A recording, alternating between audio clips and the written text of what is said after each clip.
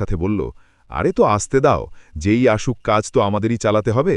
আমি অনেক এসপি দেখেছে, সবাই ম্যানেজ হয়ে যায়, চিন্তা করো না। সব ঠিক হয়ে যাবে। কনস্টেবল ইতস্তত করে বলল, কিন্তু শুনেছি এই স্যার নাকি সবার থেকে আলাদা, অনেক সৎ অফিসার। তার রেকর্ড নাকি আলাদা, তিনি কারো কথাই শুনেন না। শারমিন হাসল। তার অভিজ্ঞতা এবং তার আকর্ষণের ওপর তার পূর্ণ ভরসা ছিল। সে ভাবল, এই নতুন সাহেব অন্যদের মতোই হবে। সে আদেশ দিল, নতুন এসপির আগমন উপলক্ষে সম্বর্ধনার প্রস্তুতি গ্রহণ করো, কোনো কিছুর কমতি যেন না হয়। নতুন সাহেবকে দেখাতে হবে যে এই জেলার আসল নিয়ন্ত্রণ কার হাতে। নতুন এসপি সাহেবের যোগদানের দিন থানায় অদ্ভুত এক উত্তেজনা ছিল।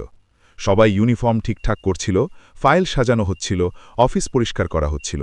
শারমিন নিজের কেবিনে বসে আয়নার সামনে সামান্য চুল ঠিক করল। তার মুখে সেই চেনা আত্মবিশ্বাসের হাসি। সে ভাবল, নতুন অফিসার আসবে, দুদিন কড়াকড়ি করবে, তারপর সব আগের মতোই চলবে। এটাই নিয়ম।